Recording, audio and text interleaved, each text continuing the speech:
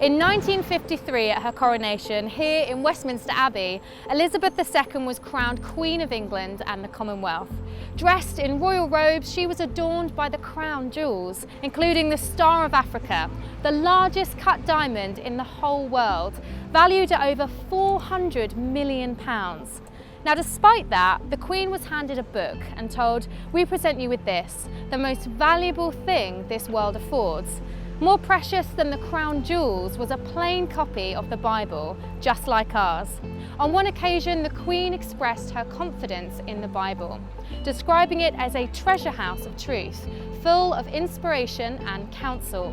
In a Christmas message, she said, "For me, the teachings of Christ provide a framework by which I try to lead my life." Today's session focuses on some high-profile leaders in the nation of Israel. As we will see, the success or failure depended on their loyalty to God and His Word. Now, most of us will never come close to shouldering the responsibilities of a monarch, but all of us can lead influential lives that leave a great legacy. So, for monarchs and mothers, prime ministers and plumbers, the Bible is more precious than the crown jewels. Welcome to Session 4, Judges and Kings.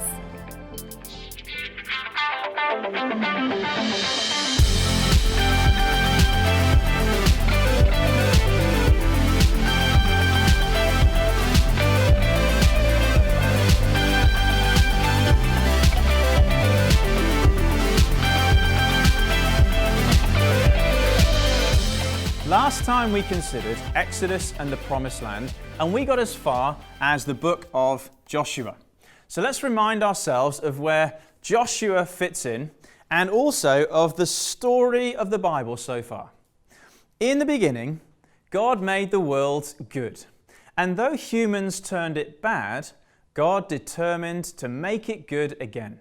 So He called Abraham and promised that his family would bless all families. But through Joseph, Israel went down to Egypt, and there were enslaved for 400 years.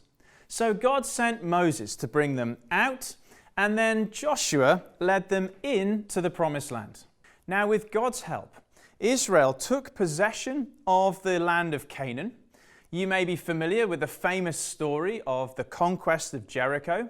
Israel marched round the city 7 times, and then finally, as they blew their trumpets, the walls crumbled. So by the end of the book of Joshua, Israel was settled in the very territory that God had promised to Abraham. And we read that the land had rest from war. But the next part of the story was hardly, "and they lived happily ever after." Instead, Israel, meant to be the solution, actually became part of the problem. God's covenant people compromised with the surrounding nations and ended up living like everyone else.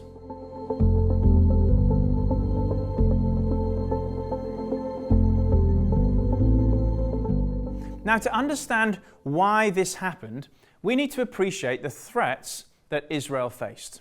Firstly, from Canaanite religions. The surrounding peoples worshipped lots of different gods with a certain hierarchy. El was the chief god, along with a female god, Asherah. But the god of the rains was called Baal, and the Canaanites believed that he controlled the harvest. Now, these Canaanite gods were moody and unpredictable, like a gang of teenagers. So you bribed them to get them to do what you wanted.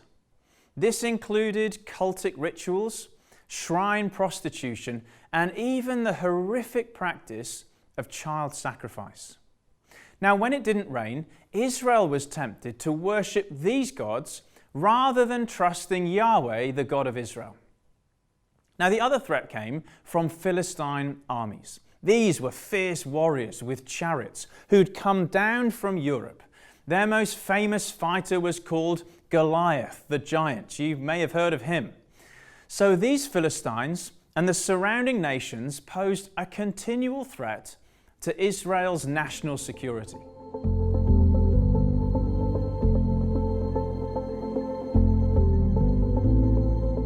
Now, to deliver Israel from these threats, God raised up various judges. These were not law court judges with wigs and gavels. These were charismatic leaders who ruled with justice and led military campaigns to defend Israel. Now, there were 14 in all, including some well-known judges like Gideon, Samson, and Samuel. There was also a female judge called Deborah around 1100 BC. And Judge Deborah later became an inspiration for women's rights movements in the 19th and 20th centuries. Now, the key to understanding the book of Judges is to think of it as a series of cycles symbolized by this icon on our storyline. Imagine a scratched CD that gets stuck on the same track. Well, here's how the track goes according to Judges chapter 3. Firstly, rebellion. Verse 7, the Israelites did evil in the eyes of the Lord. Then judgment. Verse 8, the Lord sold them into the hands of their enemies. Then a Saviour. Verse 9, the Lord raised up a deliverer, one of the judges. And finally, peace. Verse 11, so the land had rest from war. But after a judge restored peace, the next generation wandered away from God, and round we go again. It's a sad story of repeat offending that leaves Israel stuck in a downward spiral. And it's a challenge to us. It's easy to get stuck in cycles of bitterness, negativity, self-pity, or lust. We pray for forgiveness, we get restored, and then round we go again. Maybe you're stuck in a negative cycle right now. Well, the good news is that we have the ultimate judge, Jesus, who can deliver us. The New Testament puts it this way: there is no condemnation for those in Christ Jesus. Our lives do not have to sound like a stuck CD. Through Jesus, we can really change.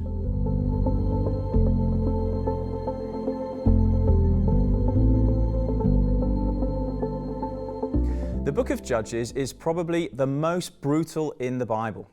It should really come with a warning, like at the start of a film, contains scenes of a violent nature. But this is not because God sanctioned the violence. Much of it illustrates the mess Israel got into by turning away from God. And it's an important reminder. Not everything in the Bible is biblical. Some stuff recorded was against God's will. Now, remember that, especially when reading narrative sections that just describe what happened. For example, the book of Judges spirals down at the end to a dark scene involving gang rape, murder, and body parts being posted across Israel. Now, just telling that story should be enough to show that Israel was in a real mess. But you may also be aware of other passages in the Old Testament where God does sanction the use of force. In Joshua, for example, God called Israel to drive out the inhabitants of the land. Now, the idea of God sanctioning the use of force may seem harsh, but a few things are worth remembering. When the Bible refers to, for example, the city of Jericho, we mustn't imagine a city like London with millions of inhabitants. According to some archaeologists, Jericho was a military garrison with just approximately 100 soldiers. So the only women mentioned living in Jericho were prostitutes. And remarkably, God ensured that one of them, called Rahab, was protected, and she later features in the Messiah's family tree. Now, Israel's actions in driving out the Canaanites were also an expression of God's judgment. Judgment against horrendous practices, including child sacrifice. So God was not against their ethnic race so much as their abusive and false religions. And when we take a step back and see the big picture, we realize that God's intention in giving Israel the promised land was that it would be a base from which they would bless all nations. In the Second World War, for example, the Allied forces used aggressive action to liberate Europe. Now, in a similar way, Israel was called to drive out evil in order to bring hope to all nations. And finally, remember that this was the Old Testament. But often what was physical in the Old Testament switches to a spiritual meaning in the New Testament. This is certainly true for warfare. For our fight is not against flesh and blood, but against the spiritual forces of evil in the heavenly realm. Therefore put on the full armour of God, so that you may be able to stand firm. God's kingdom is not of this world and is never established with swords or bullets or guns. Instead, our only weapons today are truth and love.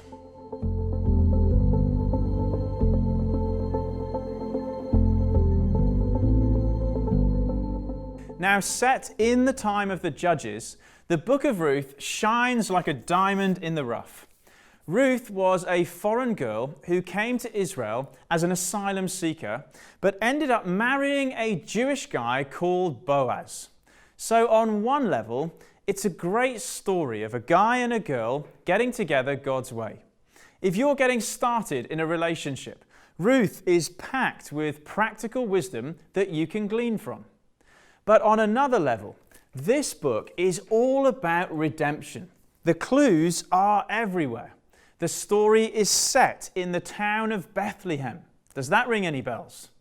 And Boaz is referred to as a kinsman redeemer because he rescued his widowed relative Naomi from debt. Now, the story of Ruth finishes then with a family tree. Ruth and Boaz have a son, Obed. He was the great grandfather of King David, more of him in a minute.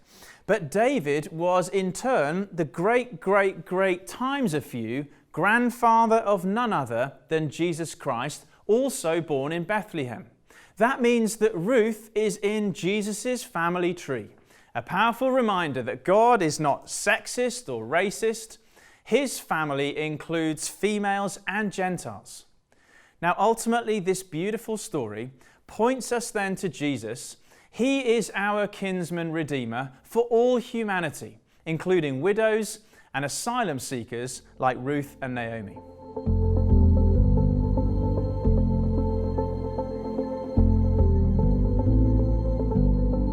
Now, the final verses of Judges highlight the desperate need for fresh leadership in Israel. In those days there was no king in Israel. Everyone did what was right in his own eyes. So enter Samuel. He was the last of the judges, and he anointed the first of the kings of Israel. 1 and 2 Samuel, therefore, transitions from the time of the judges to the era of the kings. And Samuel himself brings together the 3 big leadership roles in the Old Testament: prophet, priest, and king. Now, last session, we looked at the role of the priests who made sacrifices on behalf of God's people. Next session, we will look at the role of the prophets who spoke God's word to his people. But this session, we focus on the role of the king in Israel. Around 1050 BC, Samuel anointed Israel's first king, Saul. Now, outwardly, Saul was an impressive choice. He was the tallest and most handsome man in Israel. But he also had a dark side. He became quite insecure and angry. His inner character did not match his outer strength. And as a result, he became mentally disturbed and deliberately disobeyed God on several occasions. Saul then illustrates the danger of judging a book by its cover. Muscles and money are never the measure of a real man.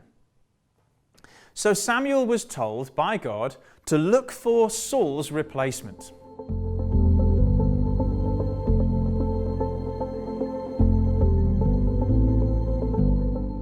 King David became the most famous of all the kings of Israel.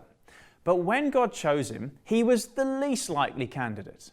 He was the youngest and presumably the smallest of 8 brothers in the household of Jesse.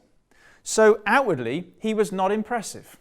But God's X-ray vision examined David's heart and found something far more important. We all face pressure through marketing and social media to look a certain way, to buy the latest, have the biggest or the most expensive. We can spend hours in front of the mirror, or at the gym, or in the office, chasing a certain look, bank balance, or career that can become an idol. We can be driven by a constant need to check in and tweet, remain on trend and keep up appearances. But continual comparison leads to low self-esteem and insecurity. Like King Saul, we can live superficial lives and end up feeling lonely on the inside. But God looks at the heart. His vision is not skin deep or superficial. As the Lord said to Samuel concerning David, "Do not look at his appearance or his height or stature, for the Lord sees not as man sees. Man looks at outward appearance, but the Lord looks at the heart." So let's get to the heart of the matter by discussing the call of David in 1 Samuel chapter 16.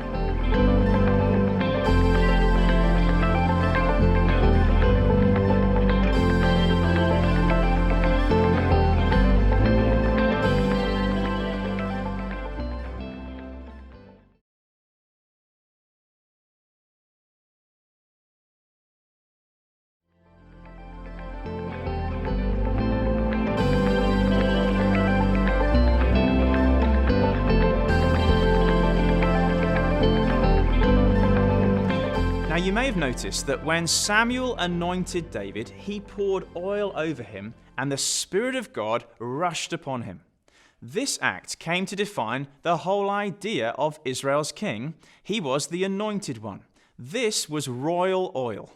And to this day, kings and queens are still anointed with oil as a sign of God's authority. It's often considered the most sacred part of a coronation ceremony conducted behind a veil. Now, crucially, the verb to anoint in Hebrew is Mashiach, from which we get the word Messiah. The Jews lived in hope that the ultimate Messiah king would come from the line of David. Then, centuries later, Jesus declared of himself, "The Spirit of the Lord is upon me. He has anointed me to proclaim good news to the poor. He has sent me to proclaim liberty to the captives and recovering of sight to the blind, and to proclaim the year of the Lord's favour." Now, to Jewish ears, this was a claim to be God's Messiah king. And that's why he's called Jesus Christ. Christ is the Greek equivalent of the Hebrew word Messiah. They both mean anointed one. So Christ is not Jesus' surname. It's equivalent to saying Jesus is king. In fact, he's the King of Kings. The former Queen of England, Queen Victoria, put it this way: "I wish to be alive when Jesus Christ returns, that I might be the first monarch to take off my crown and lay it at his feet." She was a queen, but she knew the King of Kings.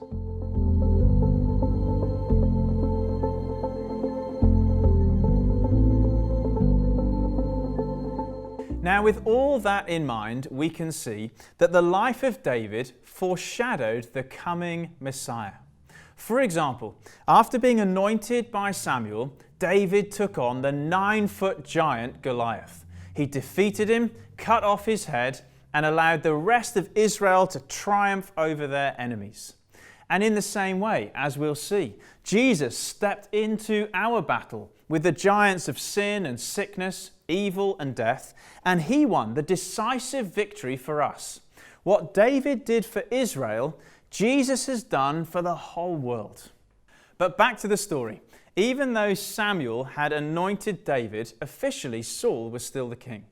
And David's victories over Goliath stirred up Saul's insecurities. He attacked David and hounded him out into the wilderness. So David had to learn to trust God in really tough places. But eventually Saul died and David's royal calling began to unfold. Initially he was made king of his tribe, Judah, from around 1000 BC.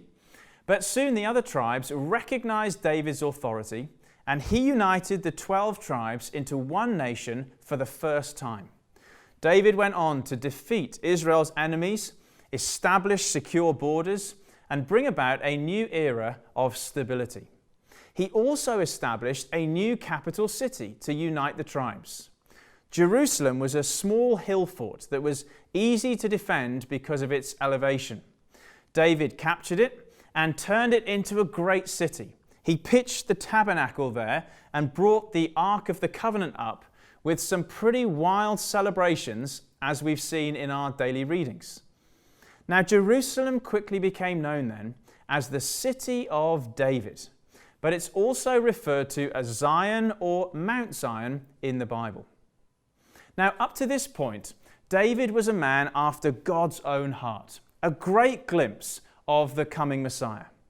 But his life was a game of two halves. He scored a hat-trick in the first half and then a terrible own goal in the second. He committed adultery with a beautiful woman called Bathsheba. Then, realizing she was pregnant, David had her husband killed to cover up the crime. And though David did repent, the rest of his life suffered the consequences, including the loss of a child, assassination attempts, and a mutiny led by his own son. It's a stark reminder that a night of pleasure can lead to years of pain.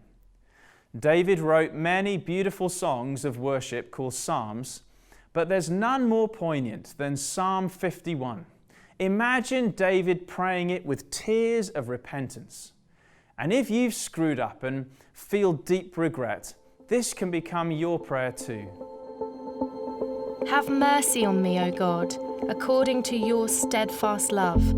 According to your abundant mercy, blot out my transgressions. Create in me a clean heart, O God, and renew a right spirit within me. David's reign is recorded in 1 and 2 Samuel, 1 and 2 Kings, and 1 and 2 Chronicles. These are historical books that overlap in different places, giving us perspectives on the same events. They're probably called 1 and 2 because they were just too long to fit onto one scroll, but they're really one continuous work.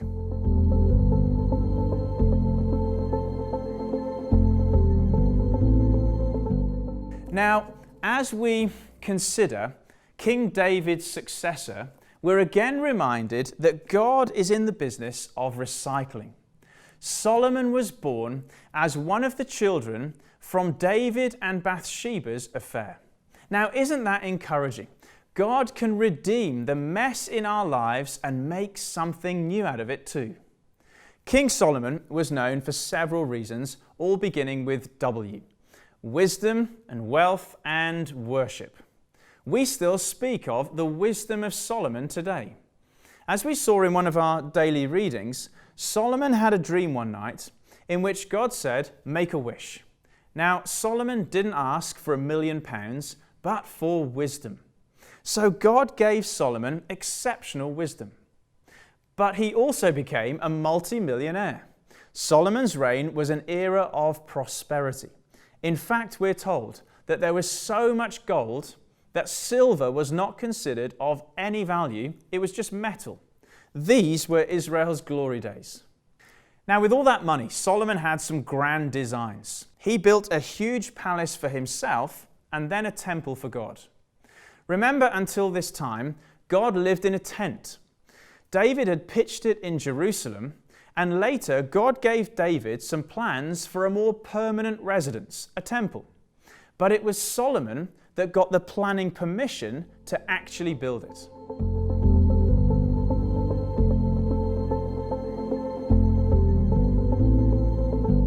Now, Solomon's temple was not just a local church.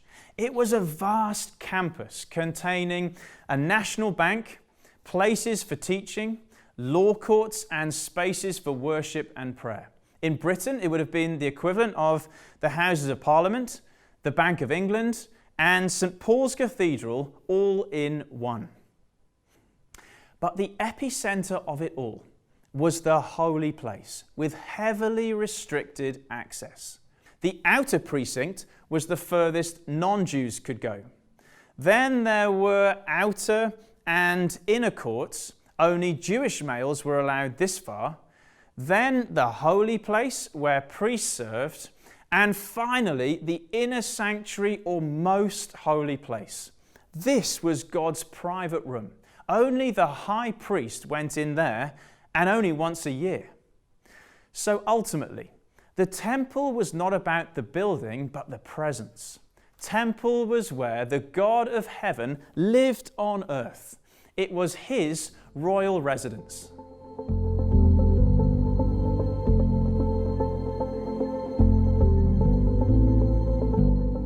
Now fast forward to the New Testament, and we find a major relocation of the temple, from a building in Jerusalem to the people of God, the church. No longer physical bricks, God's temple is now made up of living stones, people like you and me.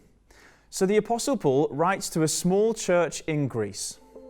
Do you not know that you are God's temple, and that God's Spirit lives in you? Now to a Jew familiar with that awesome building in Jerusalem, this was a stunning claim. The God who filled Solomon's temple with his glory now filled these little communities of Christians with that same glory. This was a staggering development. And it came with two other radical changes. Firstly, the new temple is open-planned. Remember all those walls and restrictions in Solomon's temple based on ethnicity and gender? Well, they've gone. Jesus has broken them down. His church is now open-planned. Here's how the New Testament puts it. There is neither Jew nor Gentile, slave nor free, male nor female. All of you are one in Christ. The new temple is not only open-planned, it also has open access. When Jesus died on the cross, the wall of curtain that blocked the way into God's presence was torn in two from top to bottom. Now the Holy of Holies has been opened up through Jesus.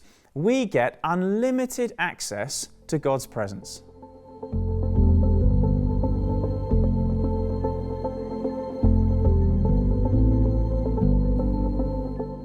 Now, if you visit a royal residence like Buckingham Palace, you may be able to stand and peer through the gates, but there's no access. Now, that would have been the experience of going to the temple in the Old Testament. You could peer in, but there was no access to the royal residence of the King of Kings. So imagine the shock if you were told that His Majesty wanted to come to your house. A Christian friend of ours lived in Scotland near Balmoral Castle, the Queen's favourite place to holiday. And one year, Sylvia and her husband received an invitation to the annual Balmoral Ball. There they met the Queen and the royal family, and as it turned out, they got on rather well. And soon, Sylvia received a message that the royal family would like to come to their house for tea. Can you imagine how you would react? Spring cleaning, cooking, polishing. Finally, Sylvia went outside to pick some flowers for the table, and she was shaking like a leaf. And then she felt God whisper to her, "I'm the King of Kings, and I'm with you every day. It's only the Queen." Now that thought dispelled fear, and they had a marvellous meal with the royal family. The Queen may never visit your home, but if you're a Christian, the King of Kings lives with you every day. We are a holy temple, hosting His Royal Highness on a daily basis.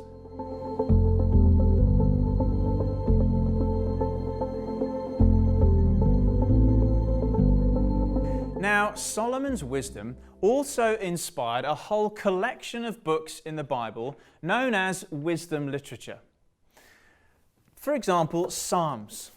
This was Israel's songbook. It covers every season of life. Why not read one of these a day? There are 150 in total, and most only take a couple of minutes. Then there's Proverbs. This contains short, snappy sayings like Twitter feeds of practical wisdom for everyday life. Then, of course, Ecclesiastes. This one reflects on how empty and meaningless life can be without God. It's like the celebrity who's got everything but sings along with you too, I still haven't found what I'm looking for. Then there's the Song of Solomon. This one should come with a warning, contains content of a sexual nature. It celebrates sex as a gift from God within the covenant of marriage. But it also captures the greater love of God for his people. And then finally, there's Job.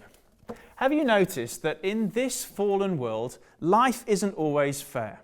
A righteous man, Job, suffers despite no wrongdoing on his part. So this one teaches us to trust God with our questions about suffering and to hang on to hope through the tough times.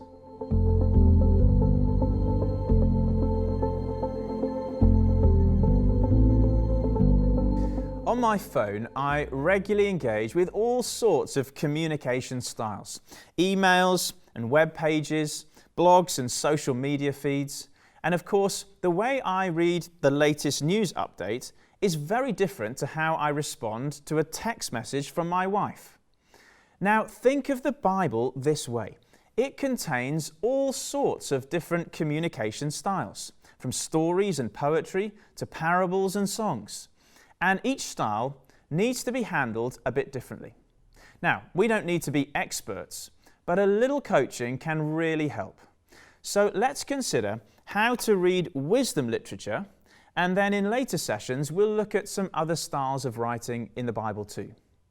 Now, wisdom in the Bible is about making good choices. It's really practical stuff about work and health, parenting and friendships, and money.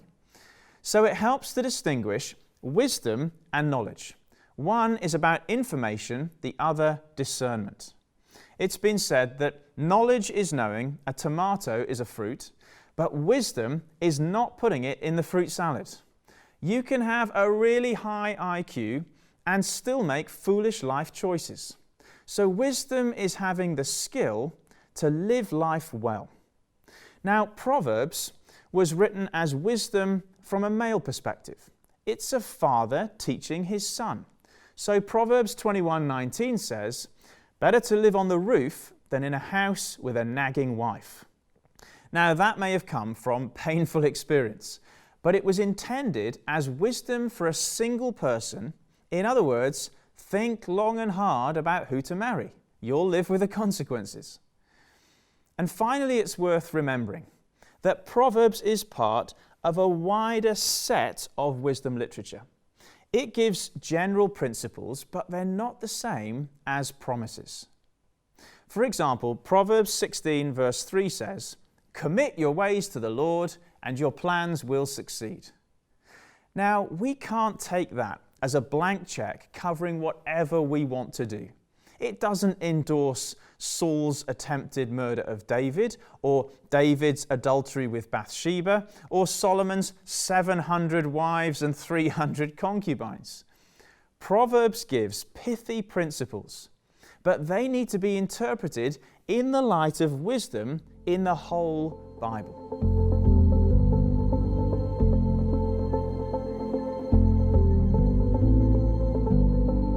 Wisdom in the Bible is so precious, more than the crown jewels.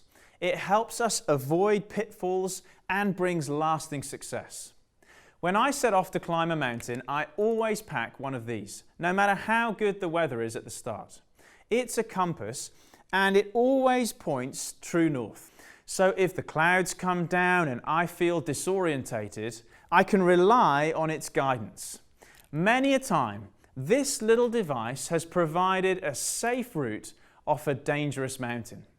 Now, in a confusing world, the Bible gives wisdom and guidance that we can rely on. And if we trust Him, God will lead us safely home.